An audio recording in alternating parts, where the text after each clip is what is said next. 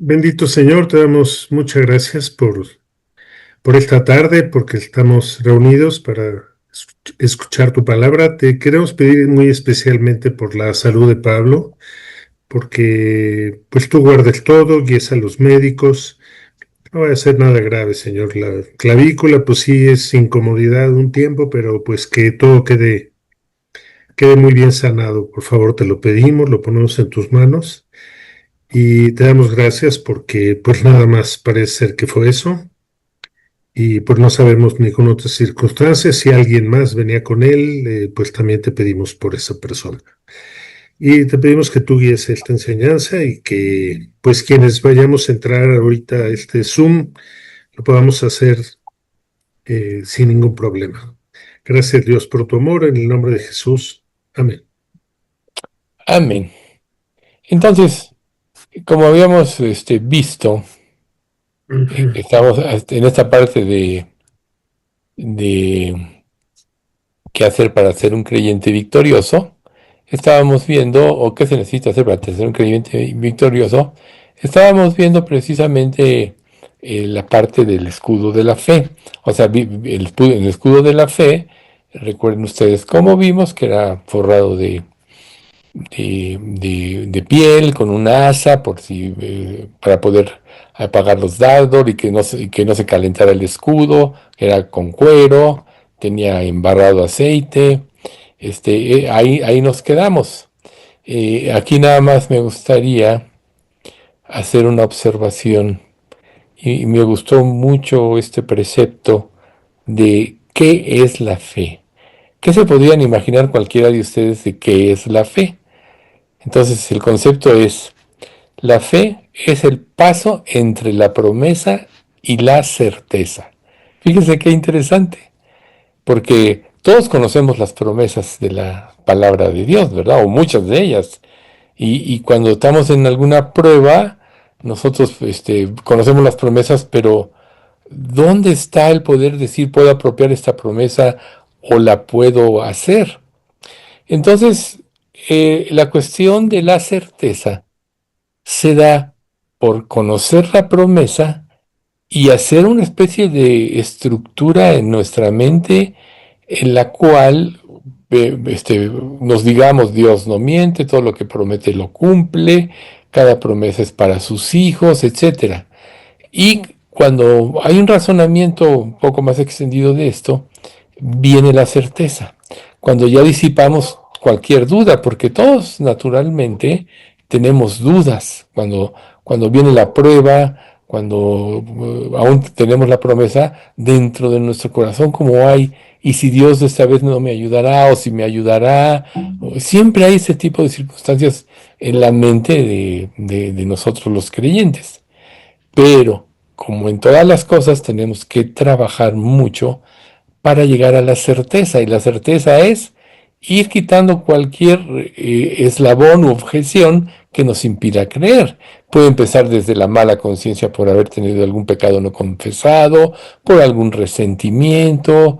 Generalmente cuando Dios nos mete en pruebas, quiere que arreglemos muchas cosas, o por no haber perdonado alguna ofensa que nos hicieron, etcétera.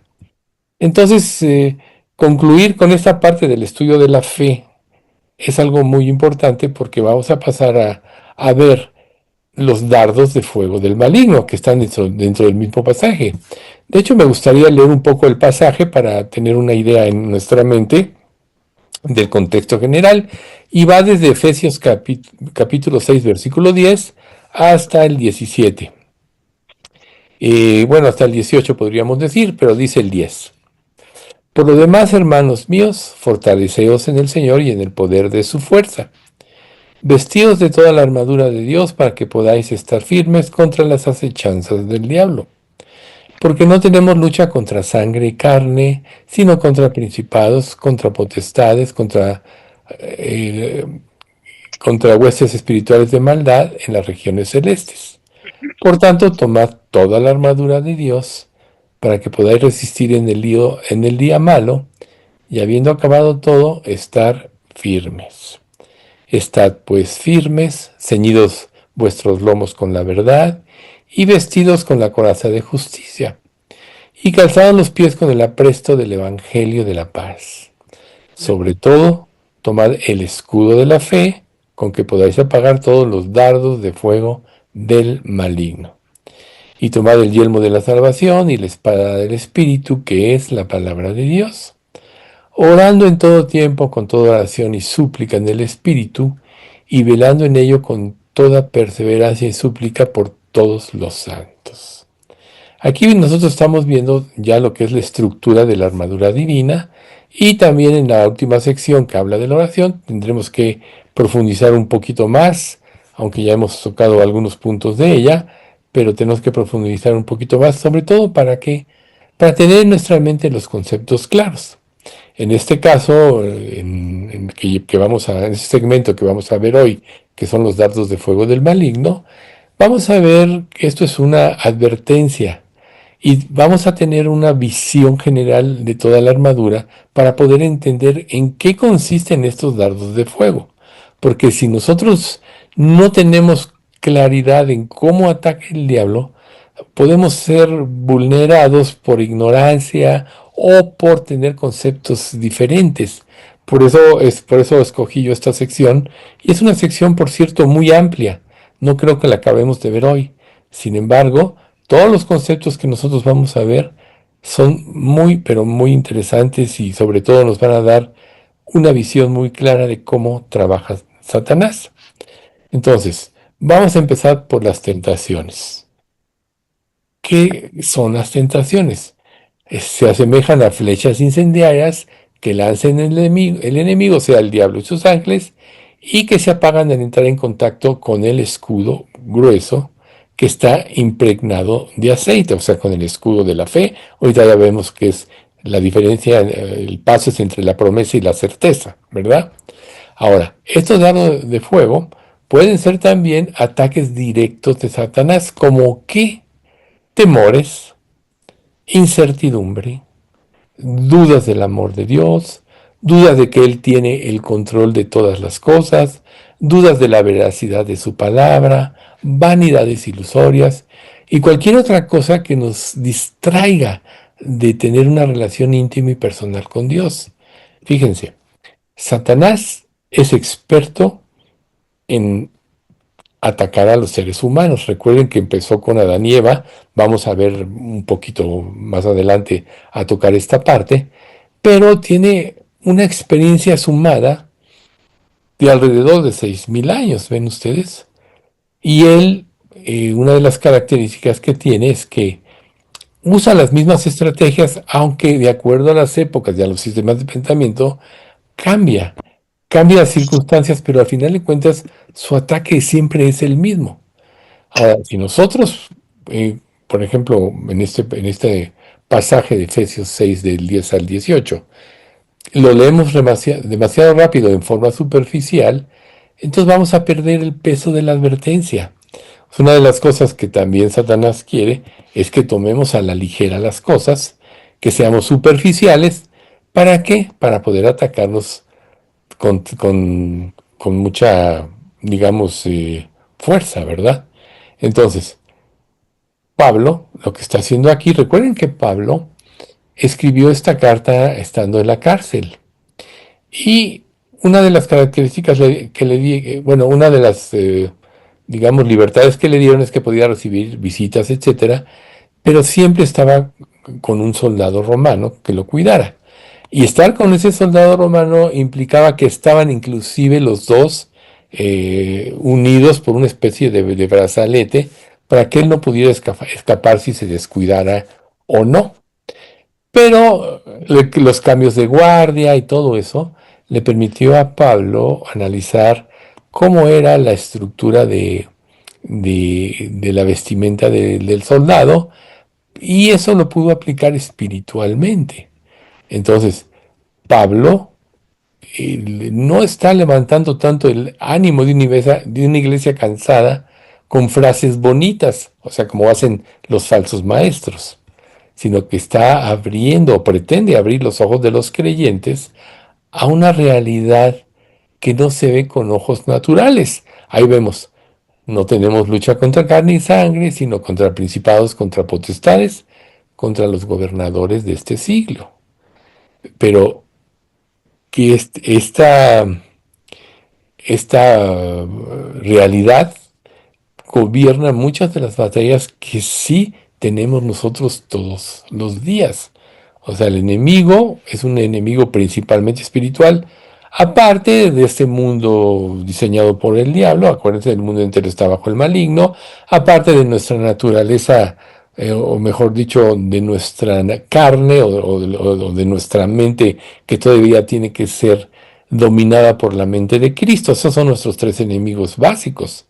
Entonces, esta lucha la vamos a experimentar de todos los días de nuestra vida y tenemos estos tres enemigos. Ahora, el problema no es que el enemigo esté escondido, no es tanto eso, sino el problema es que muchas veces el creyente vive como si no hubiera enemigo. Como si la vida cristiana únicamente consistiera en reuniones, en tratar de ser una mejor persona, en hacer obras, en equilibrar nuestras faltas por medio de la balanza, obras buenas y obras malas. Y todo este tipo de pensamiento que pasa en muchas iglesias es una falsa estructura.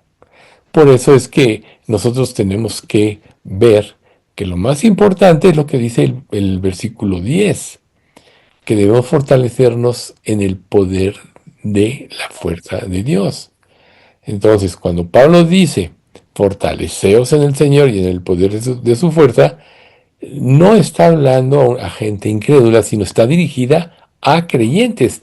Recuerden ustedes que el mundo entero está bajo el maligno, o sea que toda persona que no se haya arrepentido y haya tenido la fe en Cristo que salva, que Él otorga como gracia, como dice Efesios también 2, 8, 9, no es de Dios y pertenece al diablo. Y si pertenece al diablo, no le preocupa porque le pertenece. Lo que le preocupa, aunque Él ya perdió a cada persona que se convierte a Cristo porque dejó de estar bajo su dominio y fue trasladado sí, trasladado de la libertad de los hijos de Dios, por la palabra de Dios y por el Espíritu Santo, es ahí donde está dirigido. ¿Por qué? Porque un creyente entregado significa almas para Cristo.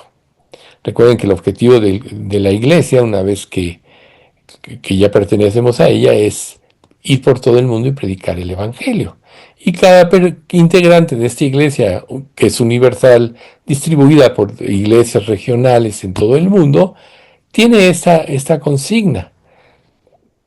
Parte de esto es que la iglesia se llene de Cristo, que satisfaga todas sus necesidades internas, y por eso estamos viendo toda esta parte, y llenos de Cristo entonces se empiecen a derramar. Es como un vaso que se va llenando, y cuando se satura, se empieza a derramar. Entonces está enfocado a personas que ya conocen el Evangelio, que ya han sido enseñadas y que pertenecen al Señor Jesucristo, y es precisamente por lo que es esta advertencia. Entonces, otro concepto importante es conocer la verdad no significa automáticamente estar caminando en la fuerza de la verdad. Recuerden, conocer y no hacer no nos da nada. La fe, también otro precepto que tiene, es que significa acción. Por ejemplo, creí, por lo cual hablé. Nosotros también creemos, por lo cual también hablamos. ¿Ven ustedes? La verdadera fe nos lleva a la acción. Una persona que conoce la Biblia, que aún la puede conocer de memoria, como la conocían los fariseos y los saduceos, los herodianos, etcétera, en los tiempos de Jesús, la conocían, pero no la vivían. Entonces, ¿de qué les servía? No entendían el contexto profundo de la ley que está involucrado en la fe, que es acción. Entonces, uno de los errores más grandes es conformarnos con obedecer y quedarnos ahí y no hacer. Reitero, te puedes saber la Biblia de memoria, pero si no te lleva a la acción, entonces no va a prosperar.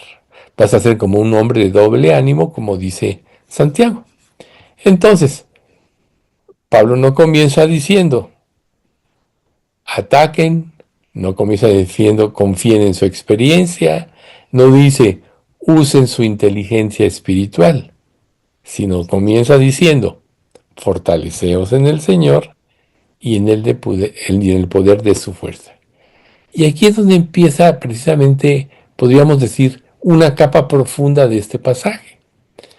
La batalla espiritual no se gana por intensidad humana u obras humanas, sino por la dependencia espiritual, por la dependencia de cada creyente en Cristo y en el poder del Espíritu Santo. Una de las cosas más maravillosas que nos pueden suceder como al habernos convertido a Cristo es que Dios nos dio su Espíritu Santo. Ya lo sabemos. Y el Espíritu Santo es el que nos traduce la palabra, el que nos da convicción de pecado, el que nos lleva al arrepentimiento, el que da, como dice en Isaías, esfuerzo alcanzado, el que multiplica las fuerzas al que no tiene ningunas. El Espíritu Santo es, podríamos decir, la fuerza que nos ayuda a vencer, ¿sí? Entonces el creyente no vence porque conozca o porque grite o porque tenga toda la información necesaria o porque tenga muchos años en Cristo o muchos años de asistir a la iglesia. No vence cuando está unido con otros creyentes, rendido y fortalecido en el poder de Dios. No, vence cuando precisamente perdón, aquí dije mal lo último, vence cuando precisamente está rendido al poder de Dios, que se da cuenta que las obras de él, por sí mismo, por su mismo esfuerzo, no valen nada. Por ejemplo, el árbol bueno da frutos buenos, el árbol malo da frutos malos. Nosotros, si no dependemos de Dios, nuestro fruto va a ser un fruto carnal, podríamos decir. Pero si dependemos de Cristo, que es el árbol bueno, entonces vamos a tener fruto para vida eterna y vamos a poder cumplir las obras que Dios preparó de antemano para que anduviésemos en ellos. Entonces, vamos a ver, la palabra griega que se usa para decir fortaleceos, comunican una idea de ser capacitado, de recibir fuerza desde una fuente externa. No es el retrato de alguien que mira al espejo y dice luego, yo puedo. Es el retrato de alguien que reconoce que sin el Señor está vulnerable o está expuesto. Recuerden ustedes que en el capítulo 13 de Corintios, de Primera de Corintios, el capítulo del amor, dice, ahora vemos como por un espejo, veladamente. ¿Ven ustedes? Entonces veré cómo fue visto y conoceré cómo fui conocido. En Santiago dice que cuando una persona considera su rostro natural, luego se va y olvida cómo era. Y luego dice, mas el que mire en la perfecta ley, la de la libertad, y persevere en ella, no siendo oidor olvidadizo, sino hacedor de la obra, será bienaventurado en todo lo que hace. Entonces, aquí el punto es ser instruido, ser capacitado, es empezar a poner, hacer de la Biblia nuestro libro de libros, ¿sí? Y cuando nosotros empezamos a profundizar, ¿cómo profundizar?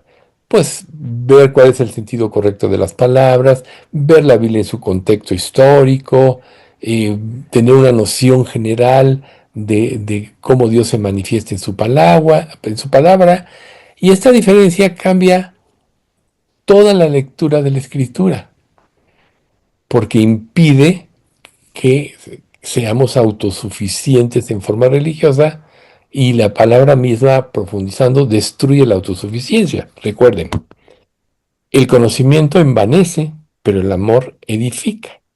Una persona que puede conocer la Biblia, pero no conoce el sentido de la palabra, que es el amor, entonces no va a ser edificado. Recuerden, eh, como dice otro pasaje, que dice, El conocimiento envanece, el amor edifica. O sea, el amor de Dios es precisamente lo que le da sentido a la palabra de Dios, ¿sí?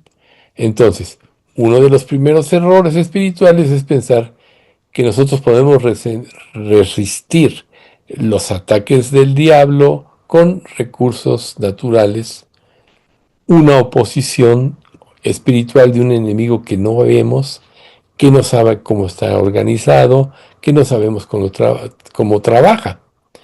Por lo que tenemos que aprender a ser precisos. Y la Biblia no nos presenta a Satanás y todo como una caricatura, acuérdense. ¿Cuál es la caricatura del diablo? Que se pone en todos los lugares. Ese ser rojo con cuernitos, con su colita, ¿no? Que es inclusive de risa, ¿no? Es pues como un payasito, ¿no? No, la Biblia nos hace ver cómo actúa dentro de nosotros, cómo trata de influir. Es como un símbolo psicológico de impulsos oscuros. O sea, todos tenemos deseos, muchas veces en nuestro pensamiento llegan deseos que no quisiéramos, etcétera. Y la Biblia empieza a desenmarañar todo esto, pero si la leemos superficialmente, nada más no podemos. Por eso Jesús dijo en Juan 10:10, el ladrón no viene sino para hurtar y matar y destruir. Y yo he venido para que tengan vida para que la tengan en abundancia. Aquí la primera frase es la que ilustra lo que estamos diciendo. El ladrón no viene sino para hurtar y matar y destruir. ¿Sí?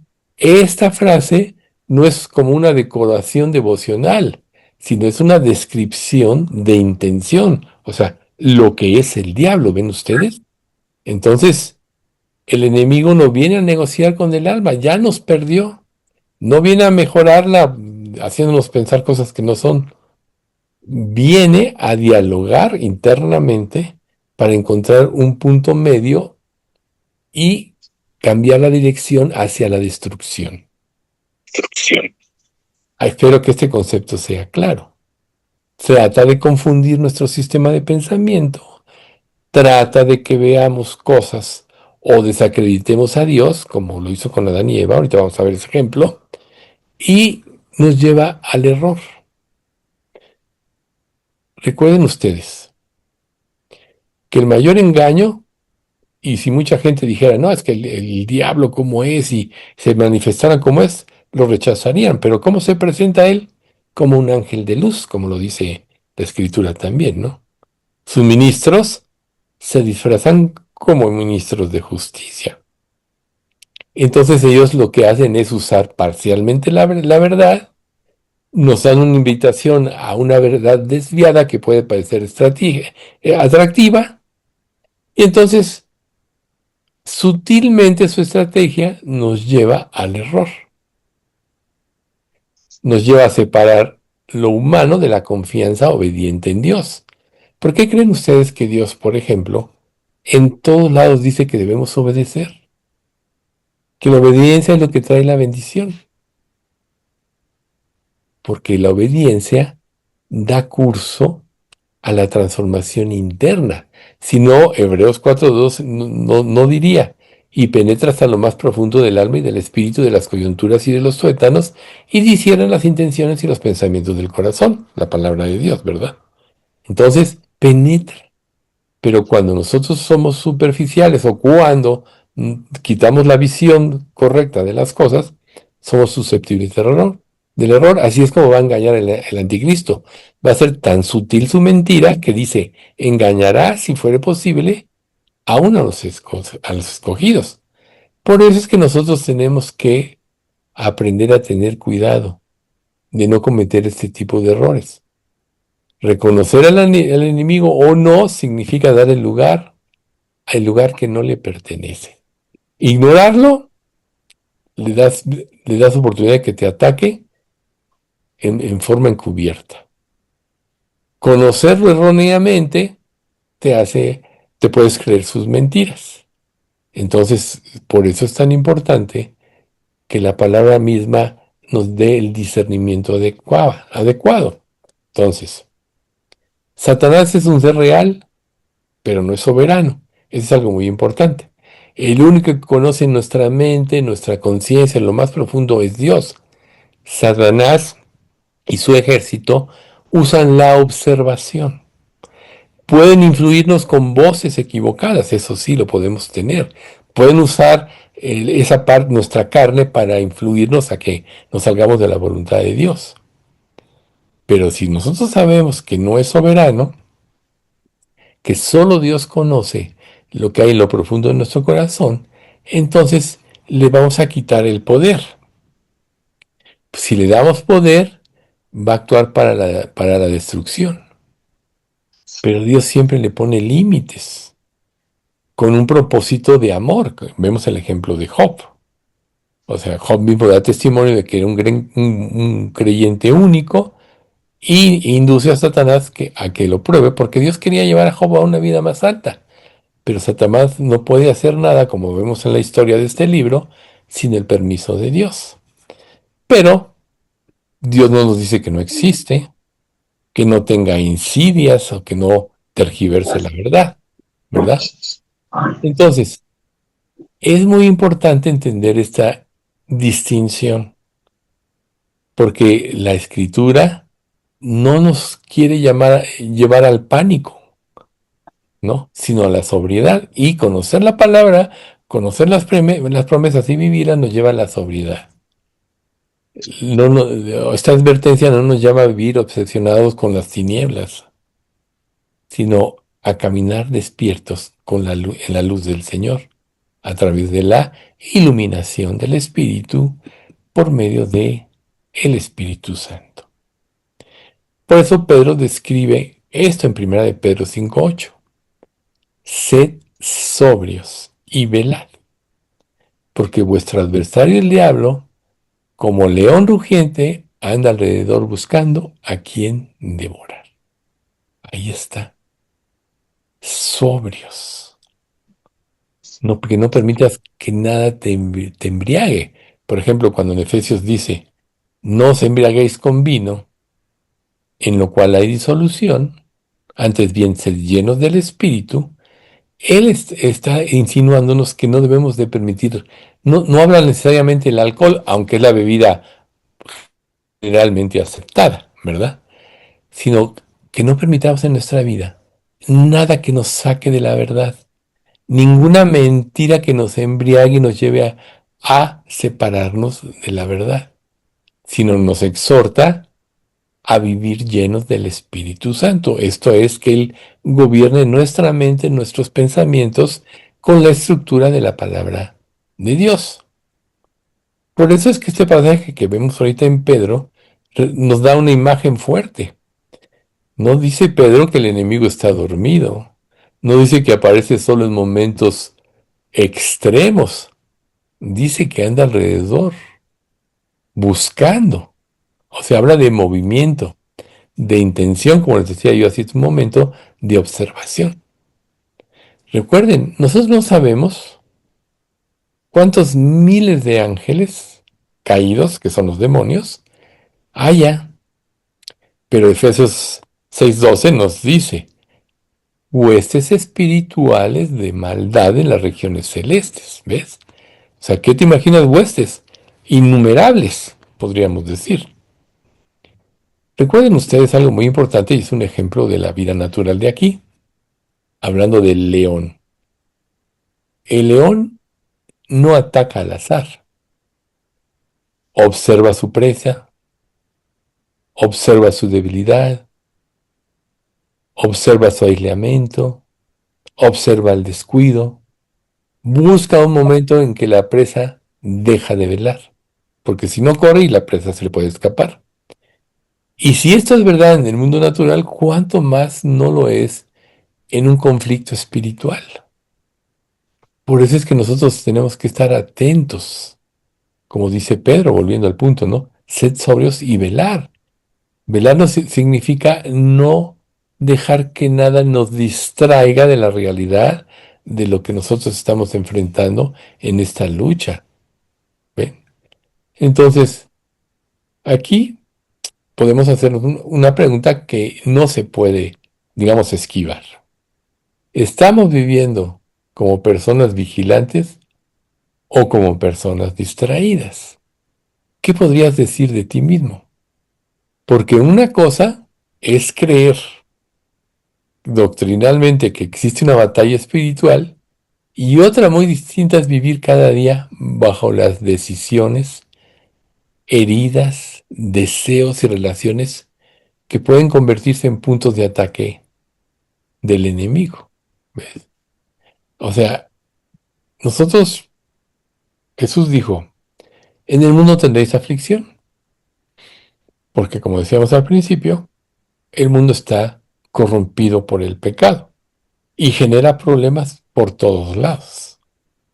Y cuando nosotros venimos a Cristo, tenemos además a alguien que era nuestro aliado, ahora es nuestro enemigo, Satanás y sus ángeles, ¿ven ustedes? Pero no siempre el ataque entra por la puerta grande, haciendo alusión a que ancha es la puerta y espacioso el camino que lleva a la perdición. Muchas veces puede también atacar por la puerta estrecha, una profunda herida, una duda muy pequeña, una ofensa alimentada por una mentira repetida en la mente o por una desobediencia que al principio nos parece manejable. Cuando somos tentados en el pecado, una de las características de cuando caemos en el pecado es que, y estoy hablando como creyentes, pensamos que lo podemos manejar, porque nos estamos guiando por el principio del placer y se nos olvida que el principio del placer representa ya un ídolo que nos separa de Dios. Por eso tienen tanto éxito y han tenido a lo largo de la historia tanto éxito las religiones falsas, porque te llevan al placer y no te obligan al compromiso.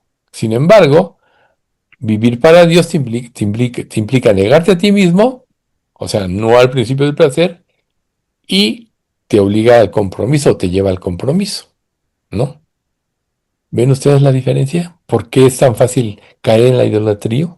En la idolatría, porque todos de alguna manera queremos vivir una vida cómoda y de alguna manera queremos tener satisfactores.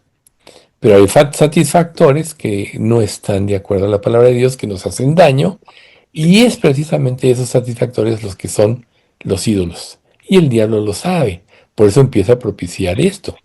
Entonces, podríamos decir que desde el principio esa ha sido la estrategia de Satanás, atacar la confianza en la palabra de Dios, en Dios.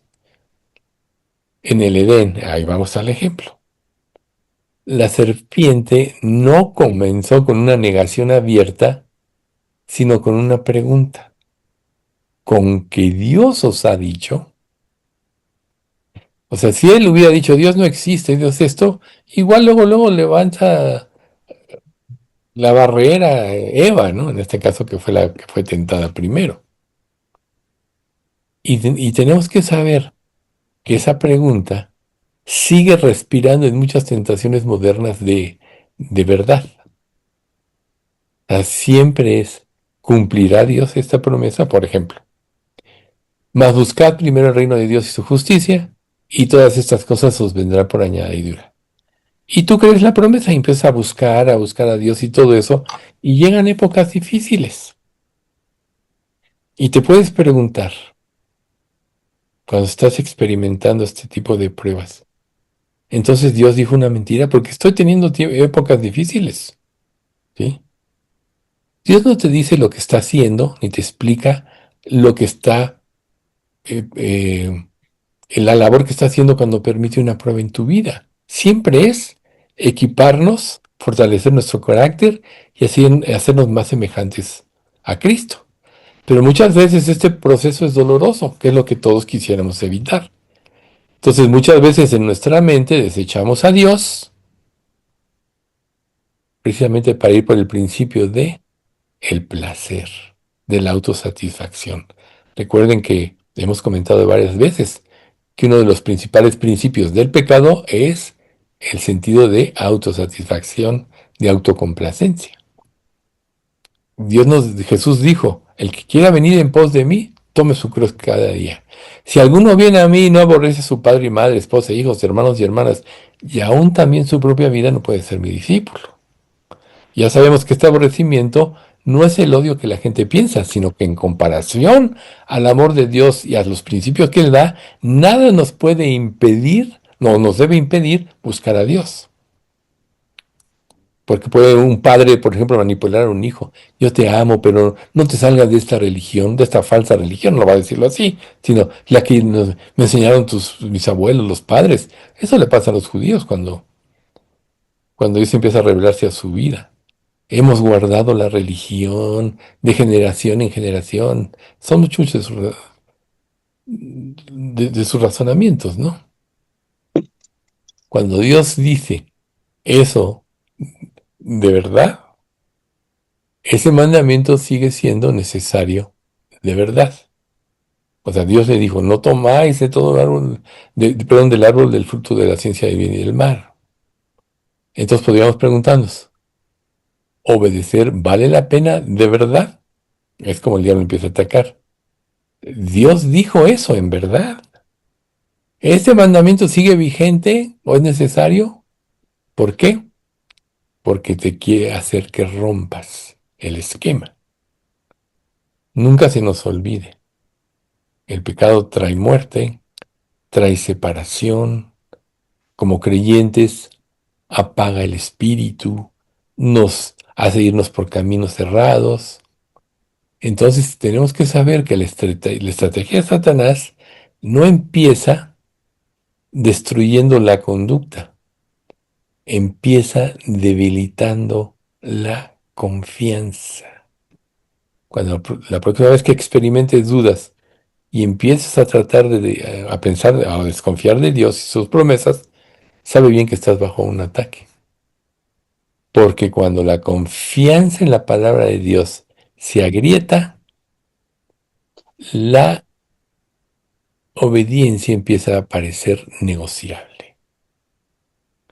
O sea, si Dios es verdad y lo que dice es verdad, no hay para dónde hacerse.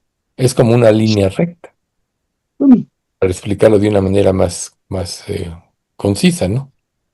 Pero cuando empiezas a ver alternativas por influencias de comentarios, de falsos maestros, de tus mismos deseos, entonces empiezas a negociar tus convicciones. Ejemplo, hay una pequeña mentirita a quien le hace daño. Este pequeño acto de deshonestidad no puede dañar a nadie. Esta miradita que me permito, esta miradita lascivia, no puede dañar. Y esa es la mentira más grande. Por eso digo, empieza a ser negociable. Este es el punto en donde muchos creyentes podemos detenernos demasiado pronto. Pensar que la batalla principal está en el comportamiento visible, pero recordemos que antes de que Eva tomara del fruto del árbol, la serpiente ya había trabajado en su percepción de Dios. Porque Dios os ha dicho, no comáis de todo árbol del huerto. No, no, no, no, le dice Eva, solo de este árbol. Y entonces ahí empieza la mentira. Sabe Dios que el día que comas, seréis como Él, conociendo el bien y el mal. ¿Te fijas? Cambió su percepción, levantó codicia y la llevó a desviarte. Le sugirió, no comáis del fruto del árbol de la ciencia del bien y el mal, que el mandamiento era limitación, que la obediencia era una pérdida, que Dios estaba reteniendo algo deseable. ¿Cómo te impide Dios comer de este fruto tan delicioso a la vista de tus ojos? Y esa sigue siendo una de las formas más peligrosas del engaño. Presentar la voluntad de Dios como una cárcel o como una esclavitud, mejor dicho, y el pecado como libertad. ¿Se fijan? Volteó las cosas completamente el diablo con sus sutilezas, obviamente la serpiente, ¿verdad? Por eso la protección no puede ser simplemente una fuerza de voluntad. O sea, la voluntad humana puede resistir por un tiempo, pero si la mente empieza a creer la mentira, tarde o temprano, la conducta seguirá esa mentira. ¿Cuántas veces nosotros no nos hemos cuestionado este tipo de cosas? ¿Y Dios realmente responderá? ¿Por qué me tratas así, Dios, si yo te he servido? ¿Por qué injustamente me pasa esto? ¿Te das cuenta? Ya estás distorsionando, porque se les olvida el versículo o el pasaje de Romanos 8:28, ¿no? A los que aman a Dios, todas las cosas les ayudan a bien.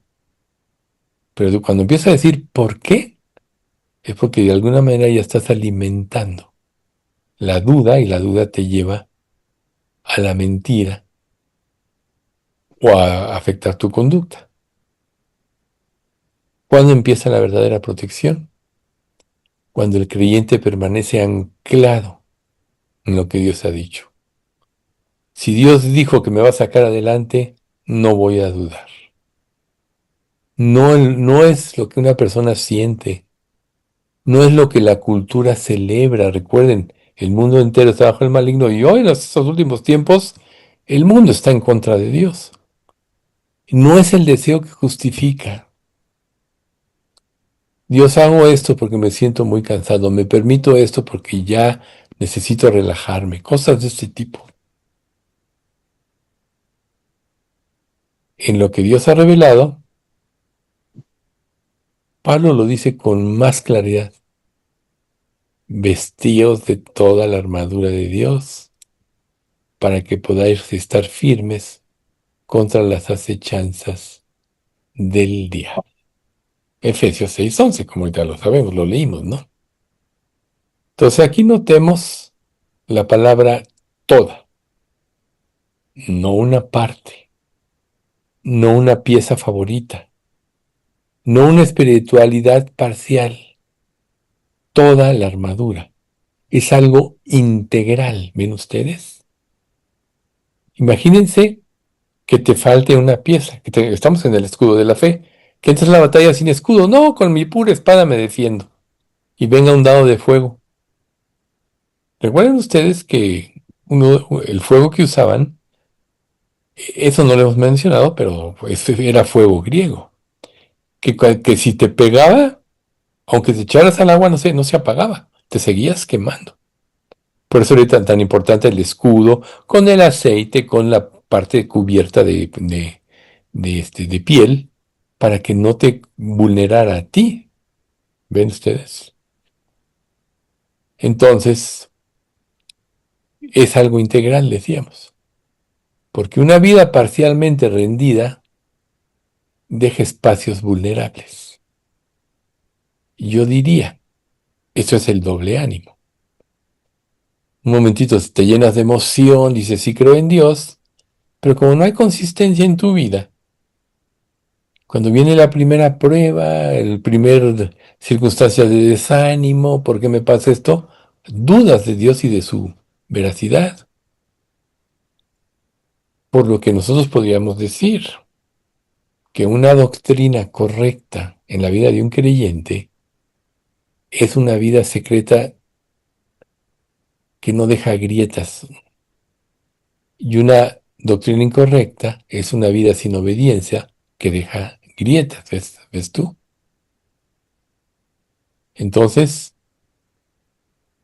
tenemos que vivir la palabra. No es un juego. Recuerden ahorita que, recuerden que nosotros estamos en esta vida definiendo nuestra eternidad. Que todo lo que nosotros hagamos por amor a Cristo y por fe va a prevalecer por toda la eternidad. Premios, recompensas, galardones, coronas, etcétera. Todo lo que hagamos con motivos equivocados se va a quemar el día del juicio de las obras del creyente.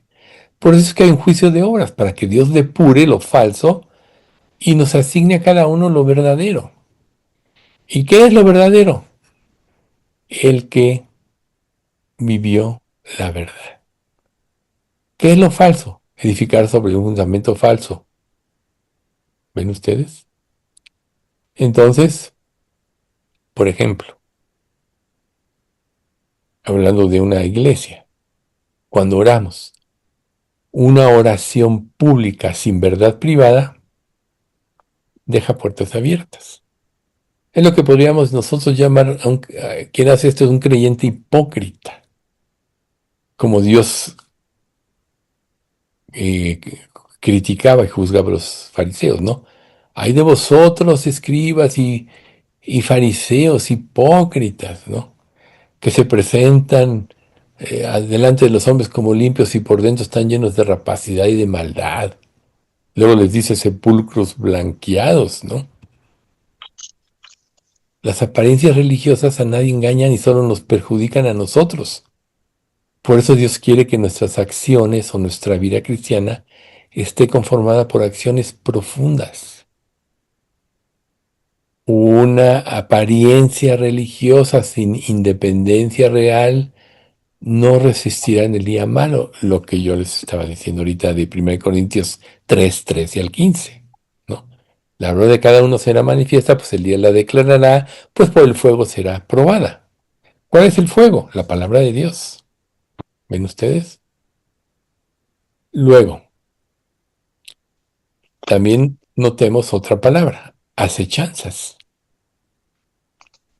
Pablo aquí no describe ataques improvisados, describe métodos, esquemas, estrategias. Como decíamos, el diablo ya tiene una estructura de ataque que le ha resultado durante miles de años con el hombre, desde Adán y Eva. El ataque siempre es el mismo, solo cambia las formas de acuerdo a las épocas. Entonces, podríamos decir que el enemigo no es creativo en el sentido de producir verdad, pero es persistente en distorsionar la verdad. O sea, la verdad no es negociable, es una y ya, pero distorsionar la verdad es lo que es su estrategia. Lo hizo en el Edén, lo hizo contra Israel, lo hizo contra la iglesia primitiva y lo hace en la actualidad contra cada creyente. Le cambia el escenario, pero conserva el mismo patrón. ¿Cuál es el patrón?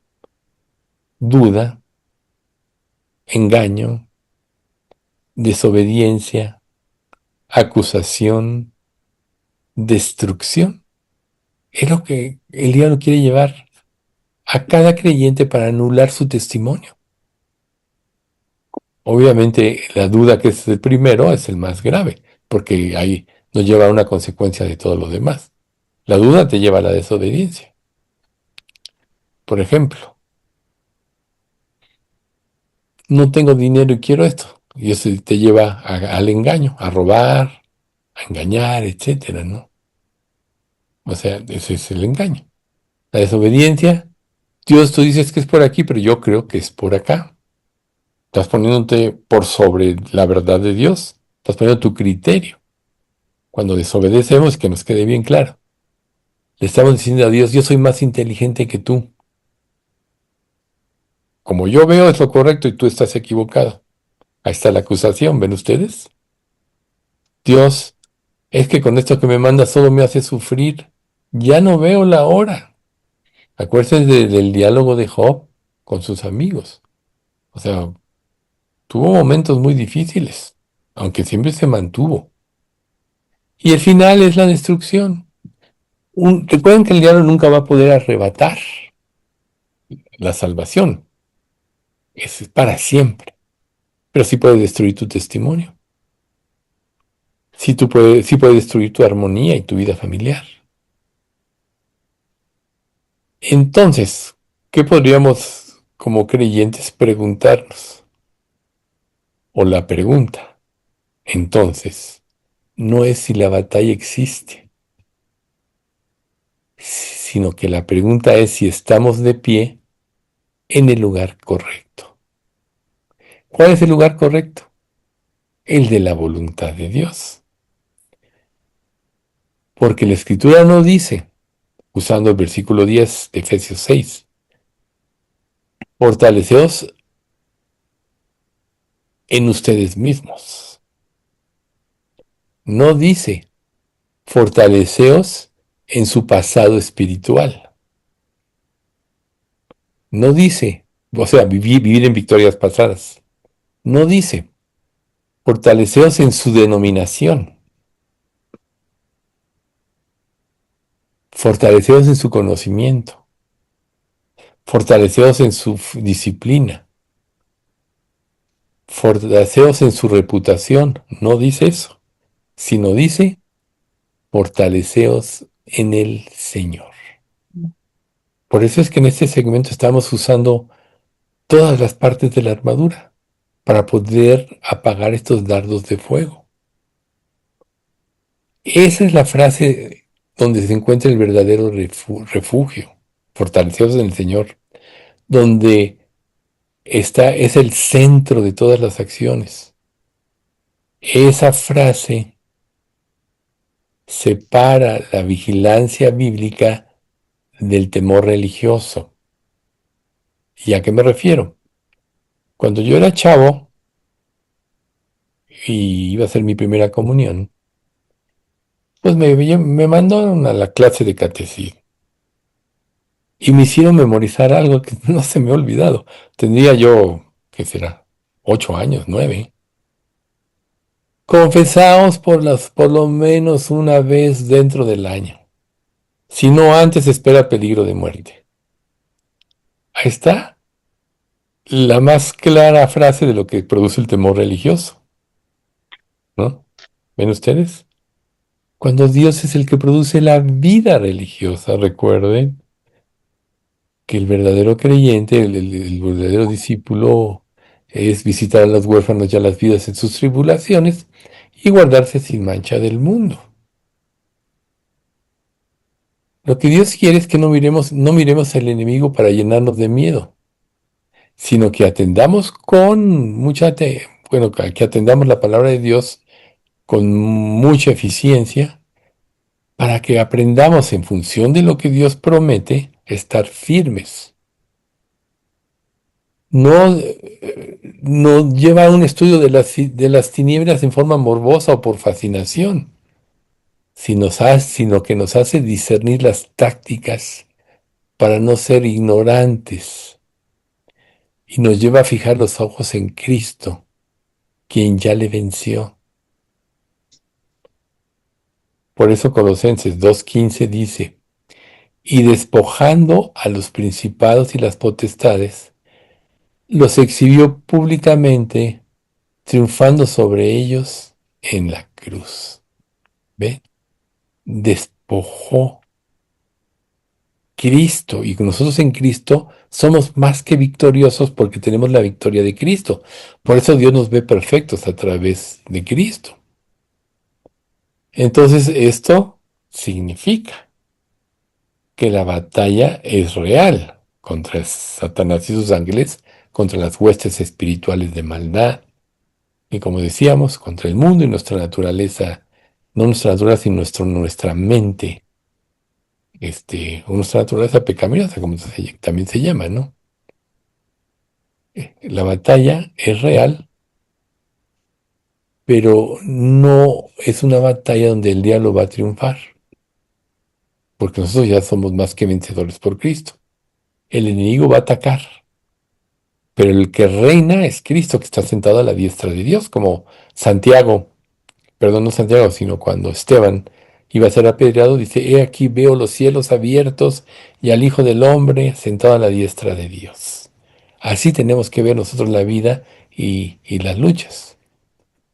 El enemigo acusa, pero Cristo intercede, porque está a la diestra de Dios. El enemigo engaña, pero la palabra permanece y nos lleva, nos ubica en la realidad de la voluntad de Dios. El enemigo ruge como un león tratando de asustarnos, pero no puede destronar a Cristo. Cristo ya lo venció. Por eso, reitero, somos más que vencedores por medio de aquel que nos amó. Entonces, vamos a continuar la próxima vez, porque ahorita es importante que no empecemos la siguiente sección porque la interrumpiríamos. Entonces, vamos a dar gracias. Padre, no dejamos de agradecerte por este estudio, no dejamos de darte gracias, Señor, por todas estas enseñanzas tan profundas que tú nos das.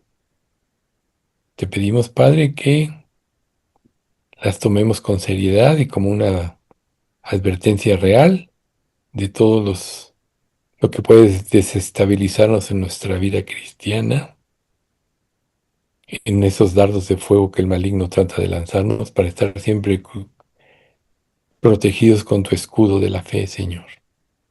Gracias porque a través de todas estas enseñanzas estás desenmascarando las estrategias del diablo y queremos, Padre, que a través de esto terminemos equipados cuando terminemos de estudiar todo esto que estamos viendo de la armadura divina. Padre, te queremos rogar especialmente por Pablito, el hijo de Alex, para que, Señor, pues tú guardes cada circunstancia, cada momento, su salud, que esta experiencia también lo haga pensar en ti, en tu amor y lo lleve verdaderamente a tus pies. Dale fuerza a la familia, dale sabiduría y bueno, Señor, ya después sabremos cómo te glorificaste. Pero ahora sabemos que tú estás actuando ya desde hace rato, desde que Alex lo comunicó, así que lo ponemos en tus manos. También ponemos en tus manos, pues, Señor, la salud de nuestra iglesia. Eh, Manténnos, Señor, en la mejor circunstancia para poder servirte y fortalécenos cada momento para vivir en tu doctrina, en la santidad y con el objetivo claro de ser un instrumento tuyo para compartir el Evangelio en todas las puertas que tú nos abras. Ábrenos puertas, danos valor para seguirlas, el tiempo, la visión, el discernimiento para saber cuándo tú estás abriéndolas, porque sabemos que tú eres el que abre las puertas, Señor. Así que manténnos en alerta de esto para poder aprovechar las oportunidades que tú nos des y haz que dejemos de mirarnos a nosotros mismos en la problemática que vivamos, sino poner nuestros ojos en ti y en tu mandato. Bendice a nuestra iglesia, Señor, llénala de tu Espíritu Santo, manténnos en unidad y desbarata todo ataque que pueda desvirtuarla o afectarla y que sea en nuestra iglesia, Señor, esta característica especial del amor genuino de unos por otros. Todo esto te lo pedimos en nombre de Cristo Jesús. Amén.